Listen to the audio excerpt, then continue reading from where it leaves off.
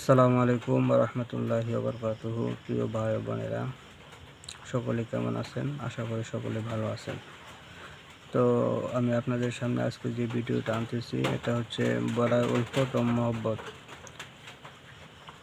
যে কাউকে আপনার দিকে আকৃষ্ট করা বা আপনার একান্ত অনুগত করা বা আপনার মহব্বত ভালোবাসা আপনার পছন্দকৃত মানুষের অন্তরে জাগানো, ঠিক আছে? তো ভিডিওটা শেষ পর্যন্ত দেখবেন আশা করি।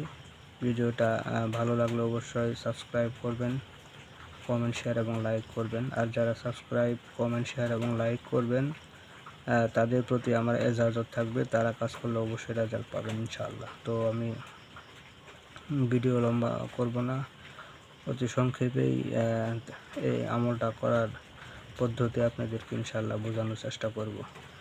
তো প্রথমেই আপনাকে সংগ্রহ করতে হবে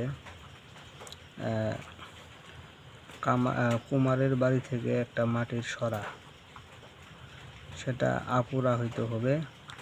আর এটা যদি সংগ্রহ না করা যায় তাহলে যে কোনো একটা মাটির জিনিস বিক্রি করে দোকান থেকে একটা মাটির সরা কিনে আনবেন। তবে খেয়াল রাখবেন সেটা যেন দোকানদারকে বলবেন যে এমন নতুন সরা দিন যেটা পানি লাগে নাই, ঠিক আছে? এমন একটা সরা আনবেন।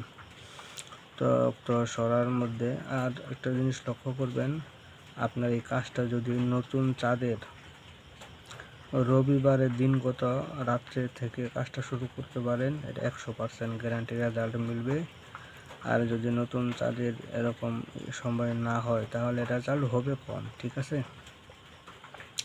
তো আপনাকে ওই সরার মধ্যে যে তাবিজটা লিখতে হবে সেটা আমি দেখে দিয়েছি, নকশাটা।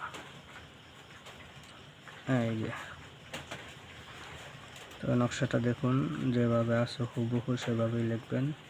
উপরে আছে ইলাহি বিহুরমতে জিব্রাইল, ইলাহি বিহুরমতে মিকাইল, ঠিক আছে?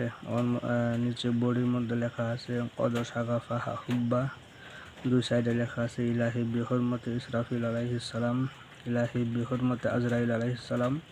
এবং নিচে পায়ের দিকে আল হুব্বে ফুলা বিন ফুলা আলা হুব্বে ফুলা বিনতে ফুলা বেকারার গেরদাদ হাজির আয়ের দিকে।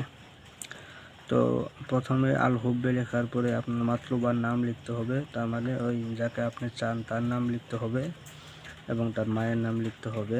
এবং নিচে আলা হুব্বে ফুলা বিনতে ফুলা এই জায়গার মধ্যে যে চাই তার নাম, তার মায়ের নাম লিখবেন, ঠিক আছে ইনশাল্লাহ। তো তাবিজ লেখা হয়ে গেলে তো তাবিজটা আশেক যে বিছানায় ঘুমায় সেই বিছানার নিচে, খাটের নিচে এই মাটির সরাটা রেখে দিতে হবে। এবং প্রতিদিন এশার নামাজের পরে যেখানে যে আজিমত লেখা আছে আজিমতটা 300 বার করে তেলাওয়াত করতে হবে। আজিমত তেলাওয়াতের শুরুতে 11 বার দুরূদ শরীফ এবং আজিমত 300 বার পাঠ করা হয়ে গেলে পুনরায় আবার 11 বার দুরূদ শরীফ পাঠ করবেন। তো ইনশাল্লাহ এটা মাত্র 3 দিনের একটা আমল। কেউ যদি সহিভাবে জায়েজ উদ্দেশ্যে জায়েজ জায়গায় যদি আমল করতে পারেন অবশ্যই কামিয়াবি হাসিল করতে পারবেন। তো আমি আজিমতটা আমি একবার বলে আপনাদেরকে দিচ্ছি যাতে আপনাদের পড়তে সুবিধা হয়। বিসমিল্লাহির রহমানির রহিম। আল্লাহুম্মা আজিবনি মুহাব্বাতাম মিন্নি ফুলা বিন ফুলা। এই প্রথম ফুলা বিন ফুলার মধ্যে তাহলে মাতলুবের নাম নিতে হবে। মাতলুব মানে মাসুকের নাম, আপনি যাকে চাচ্ছেন তার নাম নেওয়ার পরে আলা হুব্বে এটা বলবেন। বলার পরে যে ফুলা বিনতে ফুলা আছে এখানে যে চাইতেছে তার নাম এবং তার মায়ের নাম, তারপর বেকারার গেরদাদ হাজির সুদ।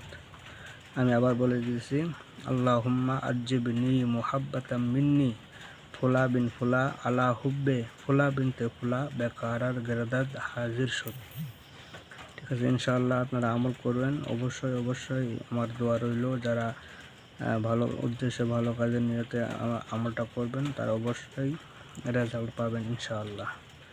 আসসালামু আলাইকুম ওয়া রাহমাতুল্লাহ।